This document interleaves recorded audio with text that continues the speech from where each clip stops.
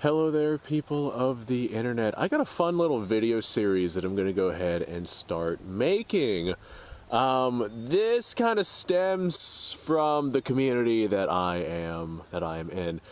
As a lot of you guys know, I'm kind of a gun guy. I'm sure that you guys have noticed that I definitely enjoy my fair share of firearms. And with being a gun guy, I get a lot of people that kind of merge over from the prepping community into our gun community because, of course, the prepping community loves their guns, right? I'm not necessarily all that well, I was going to say I'm not all that much into prepping, but I guess I do have a fair bit of prepping paraphernalia is what I'm going to call it. And it's not necessarily based around like an end of the world situation. Just living here in the state of Florida, there are several times where we'll get like hurricanes and big storms and whatnot, and we'll be without power for several days or as long as a week, and we get, you know, lootings and we get all sorts of stuff here, not necessarily in the area that I am, since I am out in the middle of rural Florida. Rural? I'm not sure how that word is pronounced, but we don't get a whole lot of dangerous stuff out here in terms of other humans, but there are times where we have had some very aggressive wildlife out here, where having means to defend yourself has definitely come in handy. But although I'm not 100% like knuckle deep in the prepping community, I do still have my fair share of prepping ties, and I do have a little segment of preppers in the videos that I make that kind of come forth and ask me certain things about, you know, how I feel about this situation or that situation, or what I would do in this case or that case. And I've had a couple of people ask me my opinion on stockpiling ammunition for any kind of SHTF situation, and there are definitely other very important aspects to take into consideration other than just stockpiling ammunition, but ammo is the cool thing, and that's what people seem to love. So I'm going to go ahead and make a little video series about certain kinds of ammunition to stockpile for an SHTF situation. And whenever I say SHTF, it doesn't necessarily have to be the end of the world. It could be something as simple as, hey, you know, some other guy got strangled by the police, and now a bunch of people are using that as an excuse to burn down cities and destroy the lives of innocent people and whatnot. Maybe that is your definition of an SHTF situation, because hey, that literally happened, and it is terrifying how little consequence there was for people like that. So in the event that something like that happens again, maybe that will be your definition of SHTF. Now that we got all of that out of the way, we're going to go ahead and start off with probably the most common stockpiled round here in the United States. That is your 223/556 round. I'm going to use those rounds interchangeably, even though they're technically not interchangeable. If you're going to stockpile either 223 or 556, then know what your rifle is chambered in. This right here is a Ruger Mini 14. I would recommend using an AR platform if you're going to use it for any kind of practical sense, but YouTube does not like the AR platform. So for my 223 556 rifle, I'm going to go ahead and show off this Ruger Mini 14. If you have a old school rifle that is chambered in 223 and not in 556, then make sure that you run 223 only through that rifle. 556 burns at a higher pressure than 223 does, and you can eventually damage your rifle and perhaps even manage a catastrophic failure of some kind with that rifle. You know, you just got to pay attention to the ammo you're running through your particular rifle. Now let's go ahead and start off with some pros. 223/556 is going to be incredibly common here in the United States. There are a tremendous amount of people out there who own rifles chambered in this caliber, and you can find it on the shelves of basically any gun store, and it's not very expensive at all. Around 30 cents will get you standard full metal jackets, but you can always pay more depending on the quality of ammunition that you're wanting to get. Our military uses it, NATO forces use it, so you can definitely get surplus ammunition for not a lot of money. It is a good way to get some decent quality ammunition that you know is going to be reliable for not a whole lot of funds. I hear Kevin screaming in the background, so you guys might hear Kevin do his peacock things. I got 4 of them. They're all named Kevin. They're peacocks. I love them to death. But ammo availability is definitely a very good thing to have. Pay attention to your rifle. Make sure that if it's a 223, you're only running 223 through it. If it's a 5.56, you can run 223 through it. Just bear in mind that you're probably going to get diminished accuracy from that. There are rifles out there in the 223 wild cartridge or 223 wild chambering, and those rifles lend themselves very well to being able to handle both 223 and 5.56 without having to worry about any of the negative downsides about running one cartridge or the other through that particular rifle. So inexpensive, easy to find. It's also incredibly lightweight in comparison to its counterparts. The 223 5.56 weight speaking is about 2/3 the weight of 7.62 by 39. And probably about half the weight of 308. And those are two other cartridges that we're going to cover in this series, but that will be in videos down the road. 223 5.56 is not a particularly powerful round. However, within like 500 yards, it is definitely powerful enough to be able to handle whatever altercations it is that you come across. And for the most part, unless you are dealing with like the vast plains of the Midwest where somebody could be popping shots off at you from a mile away, then 500 yards will absolutely be the maximum distance that most engagements are going to take place in. As a matter of fact, way more often than not, they're going to take place within 100 yards in the event that there's an SHTF situation. Of course, things might change, but from what we see in all of the modern day standards that are set, within 100 yards is a pretty damn safe bet. Now, if you are someone who does not like just how light hitting the 223/5.56 cartridge can be, especially if we're talking about your lighter weight rounds like your 55 grain ammunition, which is something that a lot of people are going to stockpiling, then you might want to consider getting yourself a heavier projectile. I know a lot of people will lean towards a 62 grain projectile. However, we have seen through plenty of rigorous military testing and actual real life events of this stuff being used, even the 62 grain projectiles tend to not lend themselves to be all that impactful whenever they hit their target.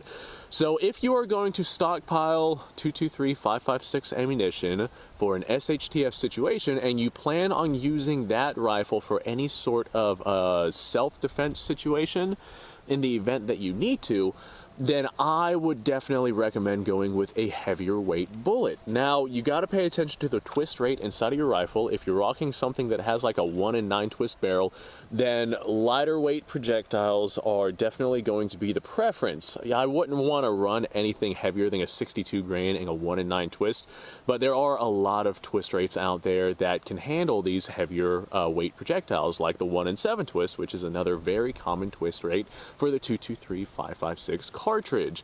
If you have a 1 in 7 twist rifle, then you can go up and get yourself some very heavy projectiles. I would always recommend, getting the heaviest weight projectile that you can for the 223 5.56 if you are going to bet your life on it. It's always nice to have as much force going downrange as possible. My personal experience, I have found incredible success with a 77 grain projectile out of a 1 in 7 twist barrel. It stabilizes very well. I get very good accuracy from it, and that 77 grain projectile is definitely, what's the word I'm looking for? Effective. It's very, very effective against soft targets. So if you are going to rock heavier projectiles, I would definitely recommend that over your lighter weight projectiles. I'm sure 55 grain, I would not want to get hit by it, and with proper shot placement, of course, with proper shot placement, you can use a 22 long rifle and get the job done. However, in a stressful situation, especially in an SHTF situation where things are not necessarily ideal, you don't know if you're going to be malnourished, you don't know if you're going to be able to see your target, maybe they are taking cover somewhere, you don't know how far away they're going to be, you don't necessarily know if you'll be able to get proper shot placement on that particular target, and there's a ton of factors that go into that. So if you don't manage to get proper shot placement, then a 77 grain projectile will still import significantly more power onto the target than a 55 grain projectile will. I'm going to go ahead and say this because I'm sure someone's going to point it out in the comments. A 55 grain projectile from a long barrel, like a 20 to 24 inch barrel, will actually have enough velocity behind it to pierce a significant amount of body armor if you are in close ranges. So that is something to take into consideration in the event that you decided to run this lightweight ammunition as opposed to some heavier weight ammunition. Bear in mind that this heavier weight 223-556 is of course going to be heavier than your 55 grain projectile. So if you're carrying a whole lot of it, then you might have some additional weight added on that you were not taking into consideration. Now, for the most part, whenever I'm out here running and gunning on the gun range, I'll run just regular old 55 grain 223 ammunition, simply because it is the cheapest stuff that is on the market right now. There are times where I'll make videos and I'll run like 62 grain projectiles, but that stuff tends to be like another 5+ cents per shot as opposed to the regular lead core 55 grain projectiles. So that is basically what I run out here for the YouTube channel. As a matter of fact, down the road I might even run some 77 grain projectiles and compare it to the 55 grain projectiles and show you guys just how much of a dramatic difference these different weighted projectiles have whenever it comes to the amount of force that they put down on a target. Now, I would not want to get hit by any projectile, but if I had to pick on what it is that I was going to use for an end of the world situation, there's no guarantee you're going to get any hits on target, but even if you just get one hit on target, I would rather that hit on target be a heavier round than a lighter round. Now, with the rifles that 223-556 is chambered in, a lot of them are going to be the AR platform, and AR parts and magazines and accessories and whatnot are absolutely everywhere. And if you decide to run with your 223-556 ammunition, then even if you lose your rifle or break your rifle or something like that, odds are you'll be able to either find replacement parts or a replacement rifle or something like that to use with your ammunition, as opposed to stockpiling some oddball cartridge. I know there's people out there who stockpile some oddball stuff. Like, for example, I actually legitimately know a guy who stockpiles 6.5 Jap for end-of-the-world situations. And that's not necessarily something I would recommend doing, but in the event that his 6.5 Jap rifle breaks and he doesn't have a backup, well, if he's out and about and he finds himself a 223-556 AR rifle and it has a 30-round magazine, now he only has 30 rounds of ammunition, despite the fact that he has several thousand rounds of 6.5 Jap on standby at his house that he cannot use through this rifle. And the odds of you finding a 223-556 rifle or replacement parts for your 223-556 rifle are going to be significantly greater here in the United States than finding something else that fires some other caliber.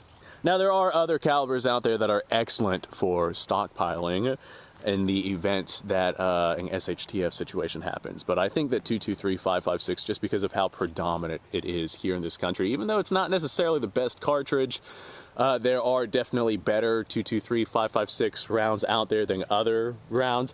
Not all 223-556 is made the same. Pay attention to your rifle, pay attention to what it runs well, pay attention to the twist rates and things like that, and pay attention to what works best for your particular situation. Anyway, folks, I appreciate your time. Thanks for watching. Like, subscribe, share. Hopefully this helps some people out. If you're going to get a round specifically for practicality purposes, then you absolutely cannot go wrong with the 223-556 cartridge. Okay, well, I will talk to you guys on the next video. Thanks for watching. Like, subscribe, share, description, link, all sorts of stuff. Go check that out. You guys go off, have yourself a fantastic day. I'll see you all in the next one.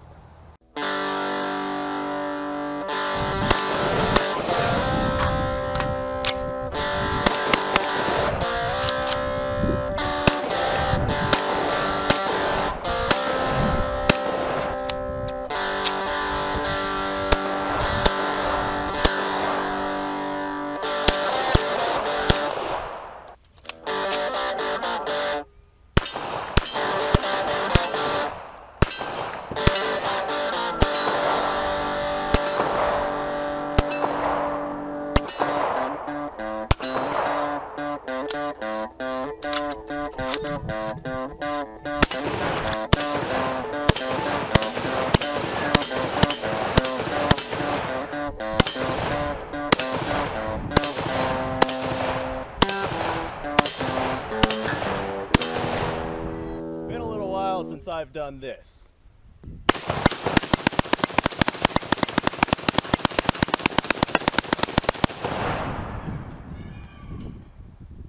Bonnie and Clyde be damned. The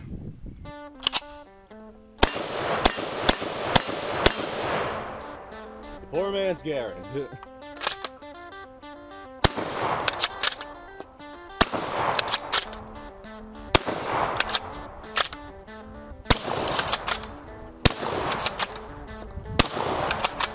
It's a shame that bolt-action shotguns aren't more mainstream.